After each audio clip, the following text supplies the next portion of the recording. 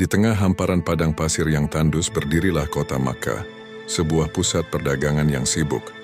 Namun diselimuti kegelapan jahiliyah, dari keramaian itu muncullah sosok Abu Bakar, seorang saudagar berhati lembut dengan sorot mata yang memancarkan kejujuran. Saat wahyu pertama turun dan banyak yang meragu, Abu Bakar menjadi orang pertama yang membenarkan kenabian sahabatnya tanpa sedikit pun keraguan. Atas keyakinannya yang kokoh ia dianugerahi gelar Asy-Syiddiq, sang pembenar kebenaran. Ia korbankan seluruh hartanya di jalan Allah dan membebaskan para budak yang tertindas. Dalam peristiwa hijrah yang menegangkan, ia menjadi satu-satunya sahabat yang menemani Rasulullah di Gua Tsur. Dengan penuh keyakinan ia menenangkan Rasulullah. "Janganlah engkau bersedih, sesungguhnya Allah bersama kita."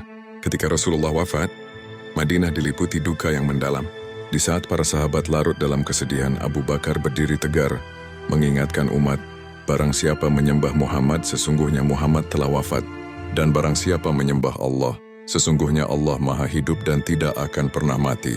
Ia kemudian diamanahkan menjadi khalifah, memimpin umat dengan kelembutan dan keadilan hingga akhir hayatnya. Warisan Abu Bakar Asy-Syiddiq adalah cerminan iman tanpa ragu dan pengorbanan